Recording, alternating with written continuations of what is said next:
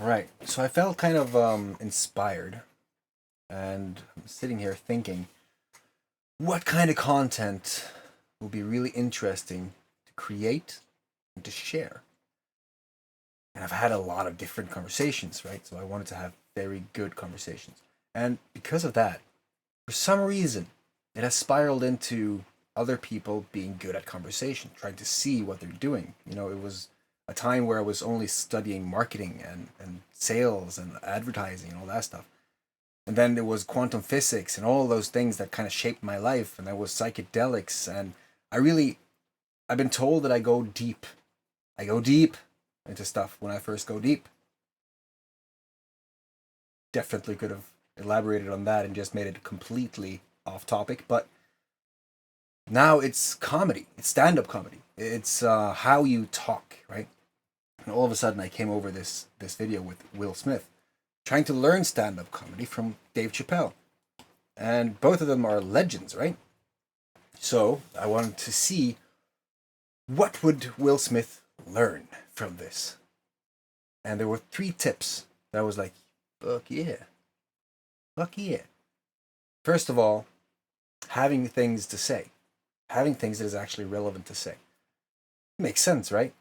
And then being interesting all the time, trying to have a conversation with yourself, which is something I've come to see is somewhat of a skill, because you have to keep yourself entertained, and that in itself is just, it took a long time to get to the point where you actually find comfort in being with yourself, talking to yourself, and then getting points across to yourself. It's like thinking out loud, only on steroids sometimes, because you're trying to visualize something, seeing a point where you're getting, you're trying to paint the path towards whatever you're trying to say, which is what I'm doing right now. I just wanted to show you a video, just take you on along with the journey, take you onto the journey where I just see the content that interests me, and then just go and analyze that out loud so that I can get something from it. Sounds weird, I know, but hey, why not? I've done weirder stuff. You should have seen my hard drive. It's interesting. So I'm going to, I think I actually have that already. Nope, that was the wrong one. I have that. There you go.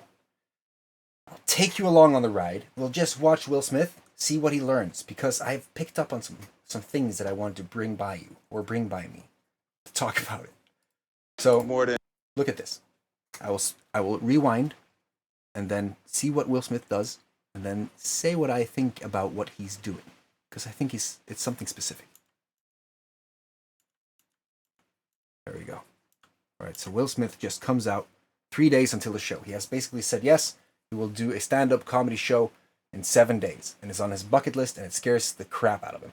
So there's a lot of inner demons, right? There's a lot of things that he has to do to face the fear, because it's not the same as creating music, where you will think, oh shit, will they like this? Will they love the song when you release it? So you'll do a lot of things to the actual song to make it perfect when you release it. It's not the same as doing a movie, because then you have all these extras and people helping you out, and then stopping it if you're fucking up, and then going over the script. You have this very specific way to do it. You just have to put on the persona that you're acting as. Now this is completely different. This is talking about yourself and turning the things that you see throughout any given day into something funny. Twist it. Just be interesting, having something to say. Now all of a sudden, he started to vlog. So I thought, all right, now he's just trying to make content out of seemingly uninteresting situations, like getting off the plane, testing the camera, or now at home. What irritates you? What frustrates you? What can you talk about that actually gets to a nerve, and then make that interesting and funny? This is what he got.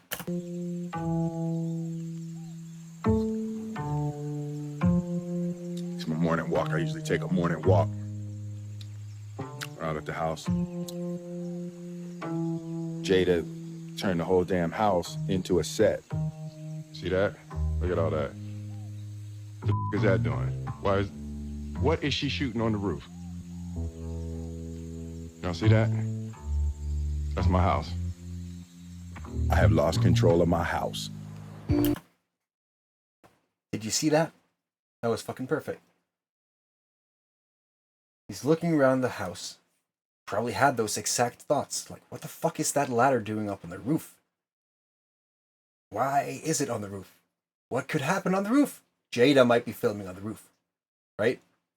So he's got different storylines in a tiny thing. And then just, I've lost control over the house. This is one of my daily struggles. This is what I do.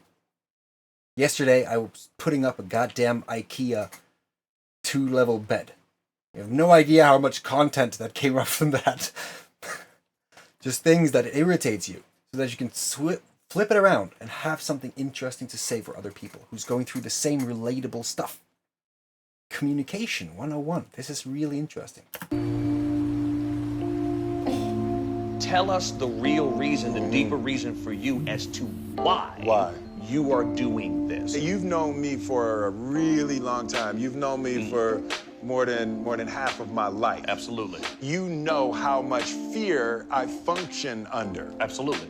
The construction of the character of Will Smith was in order to not be scared. On the show, the way that I talked to women, the fun that I would have as a character talking to women was because of how freaking terrified I was my whole life to talk to women.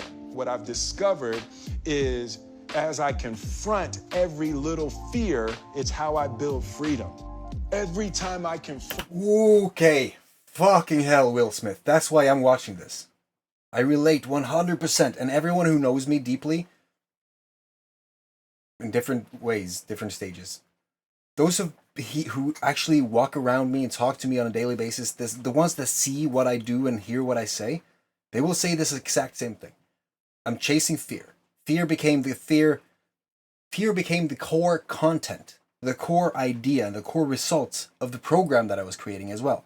Because I saw that fear is what keeps everyone back. Any amount and level or whatever of fear. And I've said many times in different videos now that my theory is that if you are able to hold a spider in your hand, then you are fully capable of becoming a millionaire. It's because of what he's saying right here. If you start to do small things, it could be anything. For me right now, it was, or this last summer, I think we're still kind of on the transition from summer. But this summer, a few months ago, or weeks ago, damn, time moves by fast. I was in the water park with my family, and I was standing on the 7 or 10 meter board, and I had just jumped off. So I was like, okay, I've jumped off. I want to do something else, though. And then I start to really see, what do I want to do? What wouldn't I do? I would probably not stand with my back towards the end and then just fall off in a lazy flip backwards. That would be crazy. I've never done that before. So my heart started pounding, and it's pounding right now, just thinking about the moment where I was feeling that fear.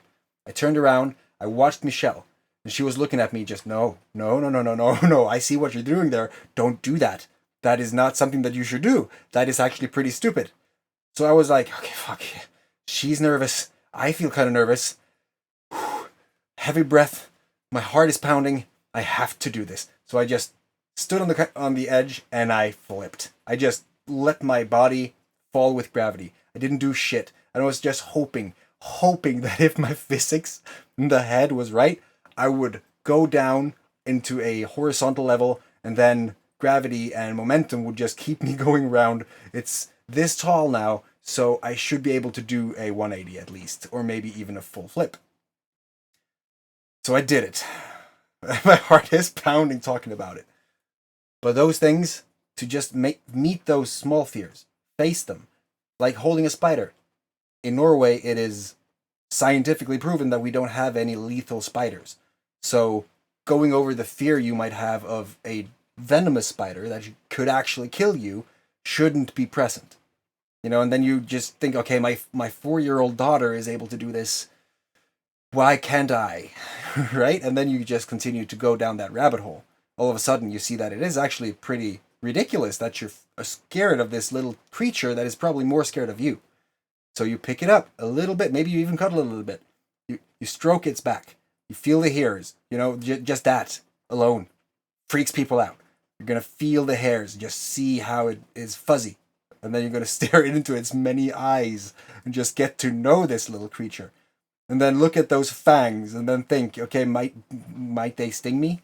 Or maybe their teeth are too small. Maybe it wouldn't even consider it. But if it would sting, but only temporary, and is not venomous. Maybe I should face that pain.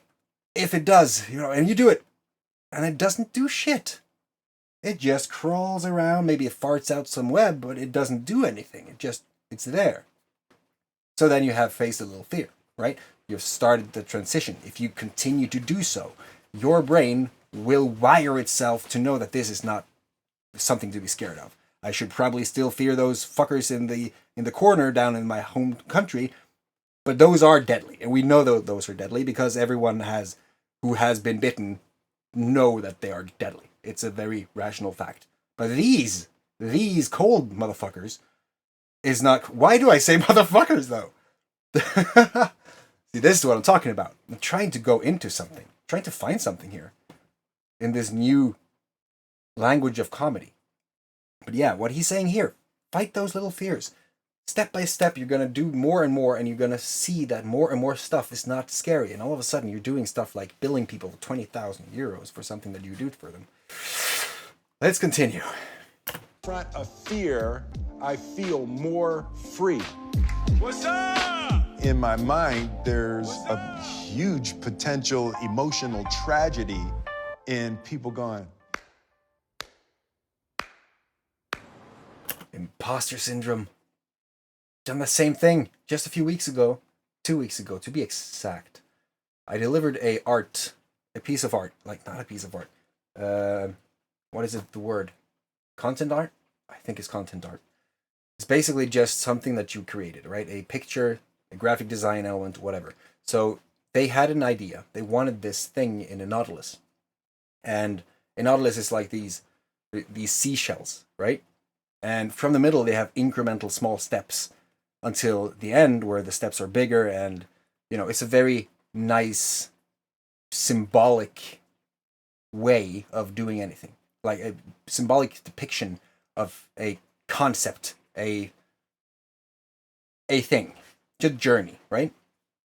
And it's following the golden ratio, which is holy. Like it is a mathematical miracle. It's the most perfect mathematical thing that I can think of, actually, and I don't know that much math, so that's not really interesting or impressive, but the fact that it does that thing. Fibonacci, right? It's following this pattern, this mathematical pattern, and in the eyes of mathematics, the golden ratio is freaking perfect. So you're looking at it, and you're tasked to change this miracle. You're tasked to change the actual origin of this masterpiece of nature. It's like defacing God. It's like, if you're religious, it's like taking down your pants and pissing God in the face. And I was struggling with this. It was horrible. It was excruciating. I had to reach out to people and say that I'm struggling with this. I don't know if I can deface this. This is like disrespecting the universe. I'm tampering with the source code of the universe here. It's not good. It probably is some karma in this. Lots of things went through my head, and I don't know. It was a very interesting experience. So then it was supposed to go from these very concrete steps into something that was opening up and then becoming flow and quantum, like in energy into the universe. I struggled for 10 hours just trying to figure out the fucking layout on this thing. It was not cool. I was doubting myself the entire day. And when once I actually showed it to the client, they loved it. And I cannot communicate the feeling that gave me. Because I had been going like this all day, doubting my value to other people in what I do, what I consider myself to be a little bit more passionate about than other things, just creativity. And it has been one of those things it's been such a passion that it just came naturally, and I wanted to do more of it, and then, by definition or by extension, you get good. But still, no matter what I've produced, no matter what I've done, I still have that feeling of this is not good enough. And you can listen to any person in the world who are successful, and they will tell you that exact same thing. They felt like they were not good enough all the way through their journey, and they're probably still feeling it because it's a constant facing your demons. It's a constant killing dragons with tweezers. That's so interesting. So let's go back to Will Smith and let's see what he's saying about it. I'm getting nervous. Are you? We're getting close. Yeah, I'm actually getting nervous. I'm going to learn something about myself. One of the things I'm already clear about is I care too much what people think about me. Like there's something I have to earn from people, like addicted to adoration. Like I thought I had broken that. But as I can see, I still... That's super interesting. He is a fucking international movie legend. And he is still thinking that. What will other people think of me? That's worth noting. Struggle with a little bit of a need for approval. The nerves around being judged are huge for me. It's been a big part of the difficulty in experiencing the joy that I want to experience in this life. And even doing the stand-up, if it sucks, it sucks, but I'm not going to allow the fear of the disapproval of others to keep me from living the way I want. The good news is fear is good for comedy. Really? Okay. Yeah, it's the best. I need that. One of the best shows I ever seen, a guy that went on was terrified. Love it. All right. Yeah, no, that's good. So I'm lined up for that. Yeah. I'm definitely lined up for that. The other thing is you gotta remember, you're a big star. Yep. If you look anybody directly in the eyes, they might look away. So just that was interesting. Because Will Smith was a rapper, and he fought for that rap career. He really worked hard to get to become a rapper. And he fell into the movie industry through Fresh Prince of Bel-Air on a party. He was forced to do a test, basically, an audition in the middle of the party, and he was scared shitless. He has been continuing to grow through doing so, and now he actually identifies as a star. And he is. Like, realistically, objectively, he is. But there's this thing with the humble syndrome, where people will be an amazing person, but they still won't accept what they objectively are. They still won't accept that they are a valuable person, that they have something to offer to other people, that they have the best intentions, and because of those intentions, they are not wrong, right? They're not trying to exploit, they're trying to create value for other people. But still, they cannot accept it. When people say that directly to them, and they listen to it, most people will not respond as Will Smith just did. Yes, yeah, I'm a big star. Just that. Really identifying with the perception of yourself. That you're 100% yourself. That's big. Wow. That's the power of celebrity. And you're a good dude. You don't have to put on any airs. You don't have to look anybody directly in the eyes. You gotta remember, you're a big star. Yep. If you look anybody directly in the eyes, they might look away. Wow. That's the power of celebrity. And you're a good dude. You don't have to put on any airs. You don't have to, you just, whatever. You know, I mean, being a good dude in comedy, that's rare. Comics are ass. That too, that's so interesting.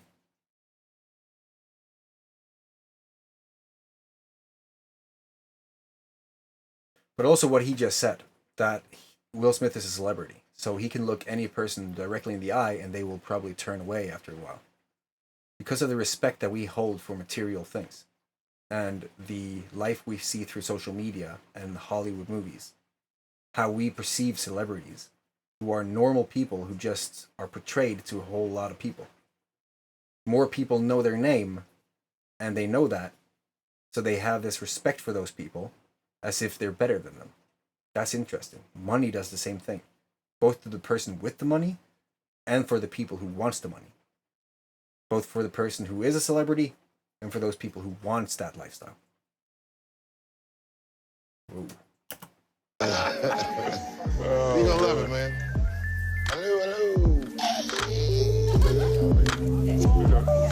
What's up, man? What's happening? Whoa, hey, that's very bright. All right, paparazzi, I'll meet you at the next place. I stay getting in the wrong one. We gotta keep them guessing. Man. Sorry, I'm smoking in your car. Painfully addicted to nicotine. You know the hardest part for acting with me? Not looking in the camera. Not looking up. I can't even do the basics. Do you have any comments about Kanye West running for president? What? Kanye West running for president. I've heard nothing about this man. Oh, really? No, I haven't heard anything about this. Okay. Man. All right. Well, hopefully we'll get the right celebrity in office. Yes. Can you, Will Smith, or you run for president? You would vote for me if I ran? I would. All right, Yeah. that's what I'm gonna consider it. I'm gonna take that under advisement. Please. And I'll be the vice president. That way, nothing bad will happen to Will. Oh my God, that is wonderful. Rock and a hard place. We're calling that ticket. I love you guys. See, that's so interesting. And she just shouted after the car, I love you guys! Because they have been shared to more people. Because more people know their name.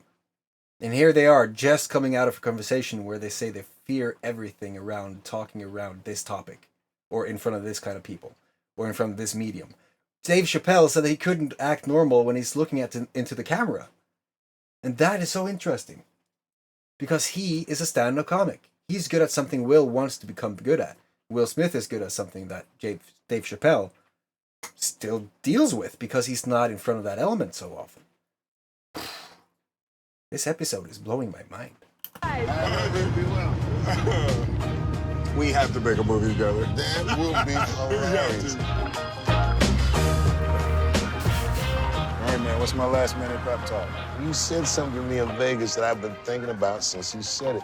About confronting fear, like that's what your life's about. Yeah. And I'm like, that's a great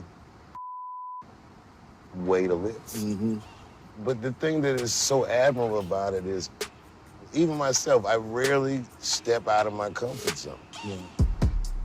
Let me tell you, you know who makes me nervous when they're in the audience? Who? Eddie Murphy. Really?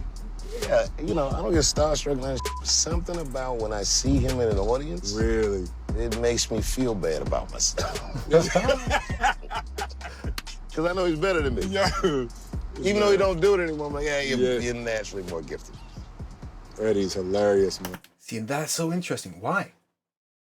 What was interesting about, or what was special about how Eddie Murphy got rung up or came to be what he is in Hollywood? His journey. Because that's so freaking interesting. If you have studied anything, I have to do this because this have the potential of going into the tangent.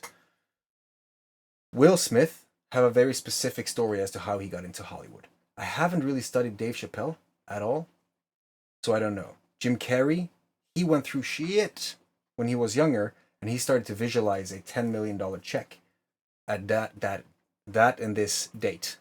This and that date. You say that in Norway, it's kind of a weird thing to say. But he did it. He did what he wanted to. He did what he had to do to reach that goal. And he did that by doing the Dumb and Dumber movies. And then Kevin Hart. I'm just on the ass end of his audiobook.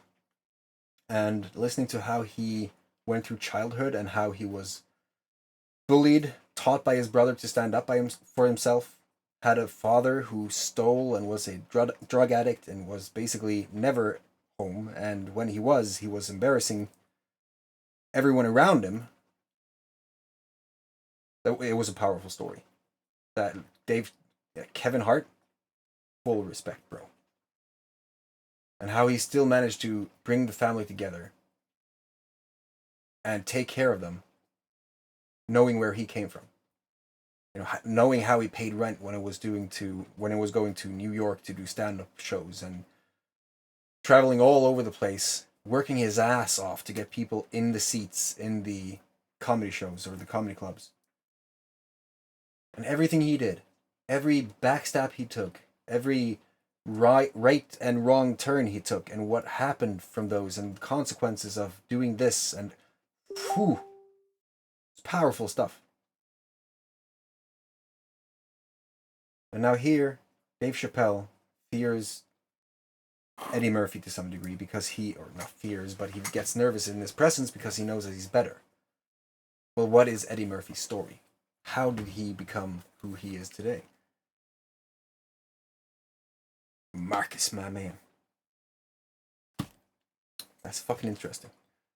I want to study Eddie Murphy. The Godfather. Yeah, he's a wild dude. Will Smith as well. I think I started with him. Not going to go into that again.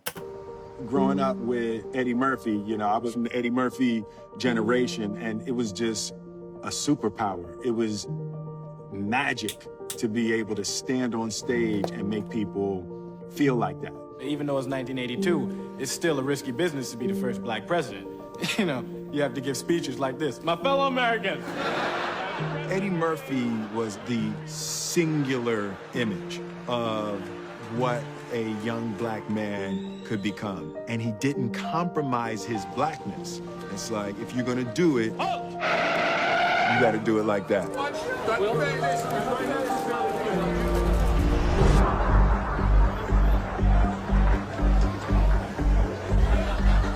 Feel that energy? Feels good in here, doesn't it? Well, don't forget, herpes is in the room.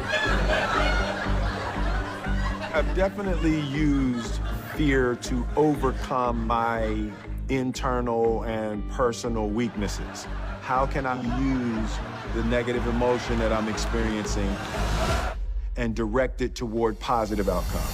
I want to bring another guy up to the stage. This guy is actually his first time doing stand-up, but I don't know, something about his guy. I feel like he might have a future in it. And every once in a while, as the host, you got to go with your gut. So please give this next gentleman a warm round of applause. Make some noise for what's his face.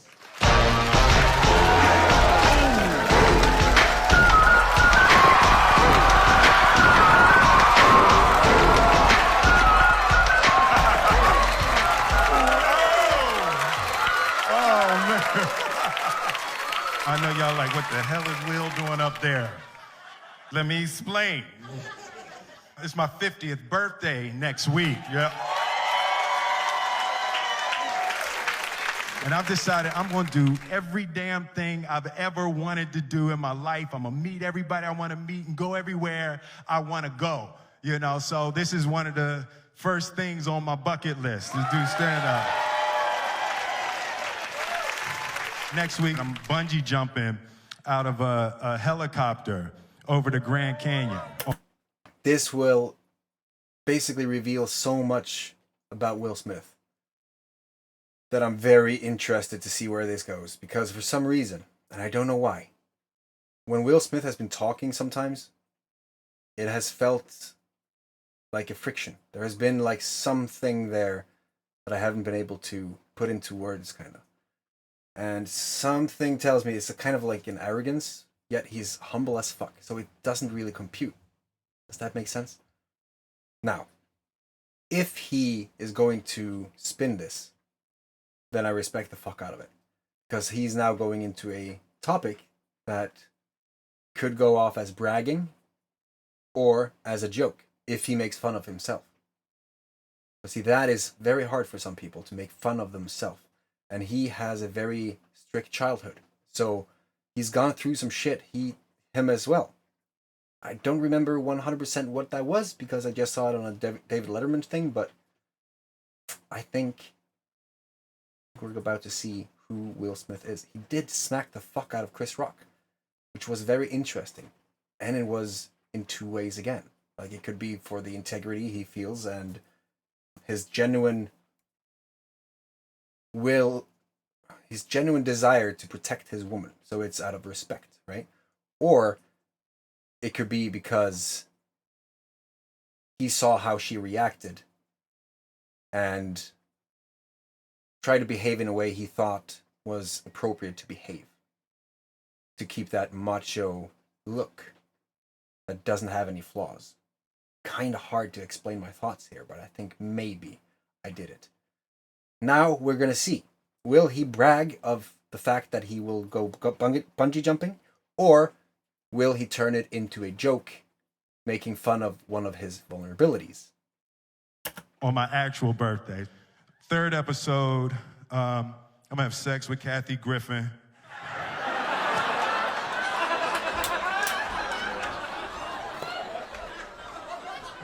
Dave Chappelle wrote that, not him.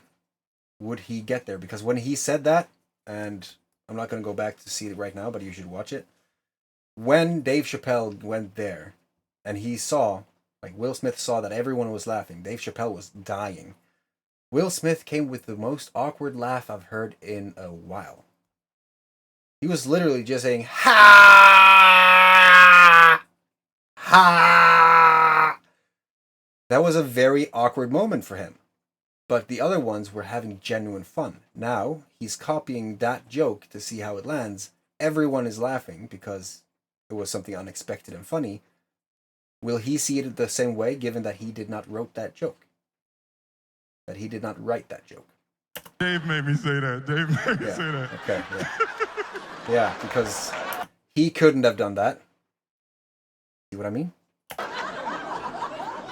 It's really a new time in my life. You know, my kids all grown, my family, they all doing their thing. And, you know, and I've kind of lost control of my house. Like Jada, she's shooting her show, the Red Table Talk. Some of y'all seen that? Red Table Talk. Oh, yeah, you saw it, yeah. No, you can enjoy it because she's not telling all your business. Yeah, Jada giving it up on Red Table Talk, boy. That is a good point as well, because he had a very controversial video coming out where he said, "Don't shoot me when I'm not aware." Like, Jada was filming him for one of her Instagram videos, and he kind of got pissed. So this is interesting. Very fucking interesting. Sorry, baby. Because my wife, Jada's here. She's right here. I wasn't expecting Jada to be here. I wasn't expecting to have to say it in front of you. Yeah. Will, you think of the script.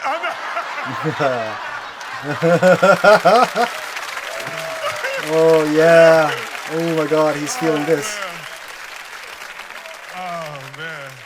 Even Jaden, like Jaden, that's my dog. Jaden was my one family member I thought I was going to have.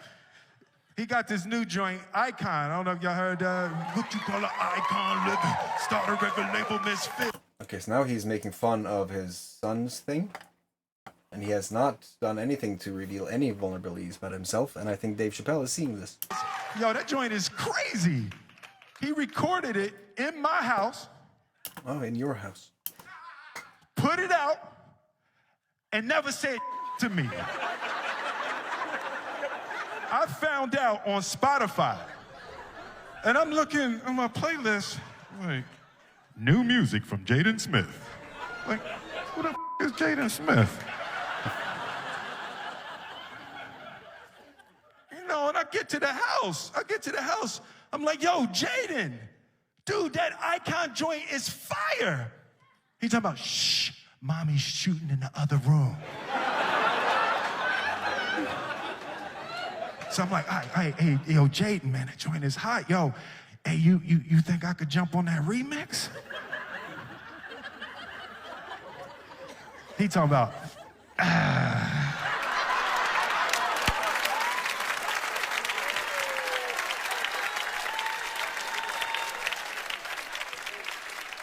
was like, he just looked at me like I'm the second best rapper in my house.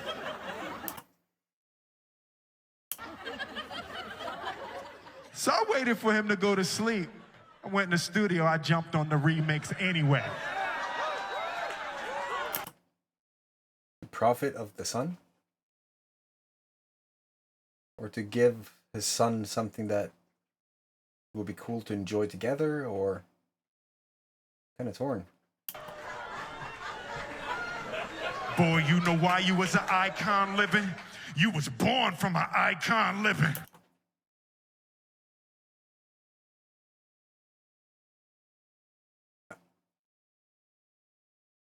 That takes it a little bit too far. One thing is to have accepted that you are a star. Another thing is to push it in other people's face. But then again, they are bloody fans and they love everything about him. So that's the thing about celebrities, right? Because if he was not Will Smith,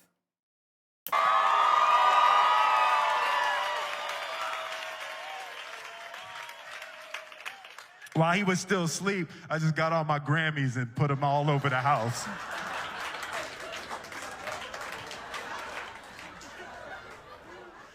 He came down for breakfast in the morning. I'm drinking my coffee out my summertime Grammy.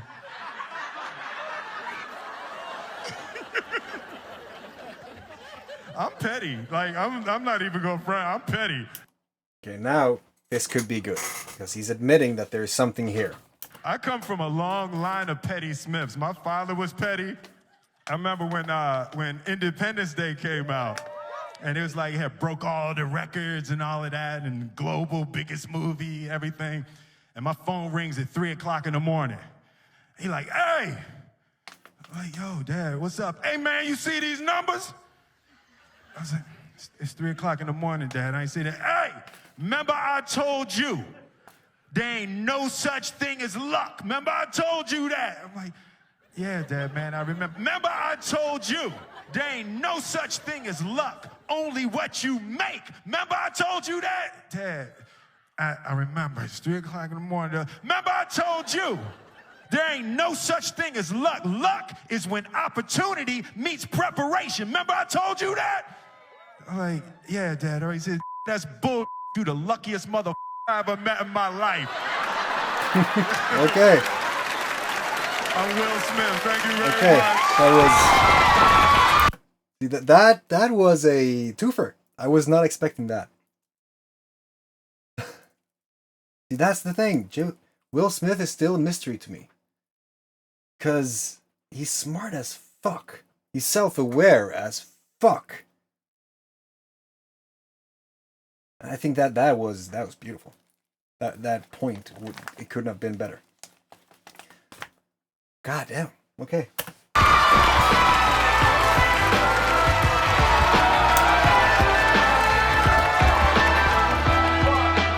What I've discovered is if you are comfortable, you're not growing, and that's real. As I confront every little fear, it's how I build freedom. Every time I confront a fear, I feel more free. It's what Buddha called sublime detachment. Life is so much fun when you don't give a performance so fun, top of my game, Balance your mind, the sound of my name rings like the cock of a Glock. Explain my fame easy, I just shock them a lot. I first fake left, move right. All it takes is you to underestimate me, then my ego ignite. When I walk to the stage, it's like a big fight. It's all cheers, no jeers. I've been gigging for years, right? Philly coming to Havana, yeah. We're here in Havana. And See that as well. There's something there still. Damn it. But he is impressive though. He's done a lot of things. I wonder when this was shot actually, because he did something around psychedelics, and those things have a tendency to kill the ego. Okay, so July 6th, 2022. Daily Dose on Comedy and Twitch clips. Yeah. Has he done psychedelics? Will Smith. Psychedelics. Let's see. I'm gonna bring him on my ride. Will Smith says he drank psychedelic drug ayahuasca. Oof. Look at the Daily Mail. Psychedelic drug ayahuasca. Over 12 times during a retreat in Peru while he was having marital problems with Jada Pinkett, and the spiritual process is more about detox. All right. That's a big one. And this was in 2021, November. So, from what I have seen, what I've learned from psychedelics and from mushrooms in general, it doesn't happen overnight. I think that some people will have an effect that is huge from this compound they consume. For instance, we're going to have a talk about this. My coach, Pablo, or aka Ao Inti, he went into the shamanic exercises. He became a shaman in Colombia. He lives in paradise. And he was basically taking advantage over Mother Nature's medicine, right? He was doing a lot of ayahuasca retreats and ayahuasca ceremonies. And they are very much about purging. You know, I've talking to my friend Keith, my late friend Keith, who I will have a long talk with on camera because there's something there that I want to share with you. But Keith died, and across our many, many conversations, we talked about ayahuasca. We talked about psychedelics, like my experiences, his experiences, mine being on Liberty Caps or Psilocybe similanceata, like the Norwegian natural growing psychedelic.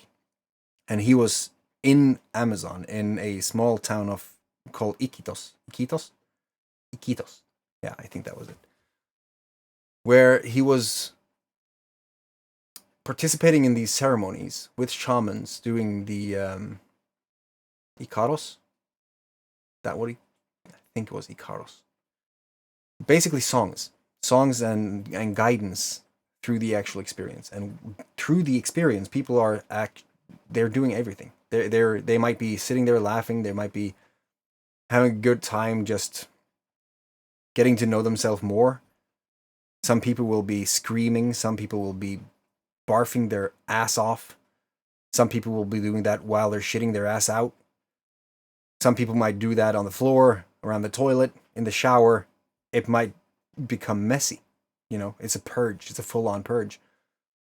And I'm not sure if it does that every single time.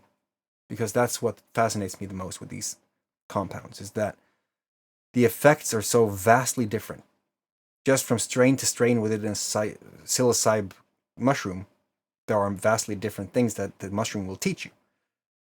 Just like within different strains of cannabis, different strains does different things. So indica is getting high, getting heavy, and just falling asleep, while sativa is more of a focus, an energetic strain, right? And those things are freaking interesting. So we got to talk about ayahuasca versus psilocybe mushrooms. And when he was down there, he did about 140 or 70 or a lot of them ayahuasca ceremonies. He said that over time they got easier. Like over time he saw an effect. And I'm not 100% certain of this at all, which is why I'm not going to talk too much about it, because within the psilocybe mushroom phase or topic, I've seen that the change is incremental over a number of years. So every trip I've done has been different to the next, and so on. So if I have fear, if I have something that I have to deal with, if I have something that I have to work on, the shroom will present that to me, and I can then do as Will Smith and a lot of other people that I know that is doing what they do despite of fear. They will go into the fear. They will search it out. When you do that, all of a sudden you will remove the fear of death, which is one of the most common effects of the psilocybe mushroom. So it will literally remove fear. I was wondering, Will Smith delivering that song at the end sounded very ego-driven. Like he actually mentioned it in the song. It will trigger his ego. If he had a psilocybin mushroom ego death, I wonder if that would be different to the 12 times he did ayahuasca on a retreat in Peru. Because if that was done in November 2021 and he hasn't done anything after that, I don't know. Maybe there are layers of Will left to be chipped off. Maybe there are things that he has yet to learn about himself and see things from that different perspective that shrooms offer. And that is also interesting because it doesn't do that for everyone. There are many people, and I'm saying this based on the fact that I'm the administrator of a group with 5,500 members. So every member that has come in has been answered or been asked to answer a question, 2 questions. And just seeing the responses of that on a daily basis over many years have offered me a huge insight into how different the paths of people are while on this psilocybin journey. Because I've seen if you don't have trauma, and I mean real trauma, from your life experience, the data will show that those people who've gone through the trauma and then found psilocybin will have a much bigger acceptance and care, I guess, compassion to other people. A lot easier to see from their level of view or their level of knowledge or experience, and then show them understanding and humility, because they know that intricately they are the same person. Like, we are all the same. We are unity. We are like this one huge entity. So why would we harm ourselves, right? That's the insight that I got. Like, if I'm on an energetic level, the same thing as everything else, then it wouldn't make sense for me to try to ruin the energy of another being, regardless of it being me or someone else. We don't want to harm ourselves, right? So if I saw everyone else as just an extension of me, and then everyone else, me being an extension of them, and then we are all just this one big entity, I don't do self-harm. That's the easiest way to explain it, I think. But you see that when people come in and they don't have that experience from a life of trauma or challenges or whatever, they will still have that perspective of closed-mindedness, because the intention behind the medicine wasn't the right one. Or I'm not going to say right one, because there is no right or wrong way, but it's not the same as the one that I had, because I went into it for a medicine, a way to expand my consciousness and to see life in a different light than what I had before, understanding that I was viewing myself from the outside, able to fix what I had to fix on the inside, so that I can create whatever life I wanted on the outside. This is a very vastly different approach than to, I'm going to pop 3 shrooms while I'm having this beer on this party. Right? So I did a poll as well. I asked, why? What is the main point of you doing mushrooms? I had party hard, dude. Literally wrote it like that with a comma and everything. I had for personal development, spirituality, religious or other, recreation, and other. Personal development came on top. I would expect that, because I think a lot of people who are drawn to shrooms will be drawn to them because they have something they want to fix in their life, right? So they feel called. And I think, from my humble opinion, I think that's the right way to approach shrooms. You see that you have something in your life that can be improved by it. So your why for doing it is so far more than just having a high. But then if you're just doing it only to have a high, you're just going to focus on the colors and the things that comes up, the cosmetics of the thing. You're going to see it from the surface level, and whenever things that are presented to you from your own ego or fear or whatever, when you have a bad trip, you fail to recognize that that is just an extension of you that you have to work on. Instead, you might say that this was horrible, I don't like this, I don't want anything more of that because I only have bad trips when I'm on psilocybin mushrooms. Well, in fact, you have something to work on within yourself, and you're not willing to face those demons. That goes very deep. Most people don't see it, that this is a way for people to confront themselves and to create whatever life they want, because from the thoughts you have, you create certain emotions that is going to result in you having different actions that is going to give you different results depending on what actions you take. If you go into the world with fear, you won't do most of the things that people have to do in order to reach any kind of success. You might have to sell yourself. You might have to share your vulnerabilities. You might have to meet new people. You might have to do things that are uncomfortable. You might have to learn new things. You might have to, and the list goes on. Well, if you're not ready for that, if you're not wanting to see if you can become better, then I don't think you're going to become better until you feel called to become better. So that's very interesting. Because of that logic, of that very long, drawn-out answer, I think that Will Smith could have a benefit from doing magic mushrooms. because I think there are layers, and I think that he has something to chip off. I'm thinking a lot, just watching like the sides of the window of the wall, just thinking what I'm thinking as I'm saying these things and thinking these things. I do have a tendency to speak a lot. Like when I speak, I draw out the answer in order to really provide context to whatever I'm saying. But people don't have the patience to listen to a deeper conversation these days. Like, so many people are not willing to sit down and talk about real stuff. They would rather just talk about the things that are currently happening. And that is mostly problems for most people. You don't want to listen to problems. You want to focus on what can bring happiness to your life, and then just fly like the beautiful seagull that you are. For the sake of you loving to fly, not for the sake of you having to use it for something. You should write Jonathan Siegel, or Jonathan Livingston Siegel. It's a short book, but damn, it packed a punch. It was good. All right, I've been talking for 51 minutes. Thank you for joining me on the Will Smith ride. And I wish you a fantastic rest of your day. Take care of your freaking family. And I'll see you in the next ramble. Now I have to find that thing, and there we go.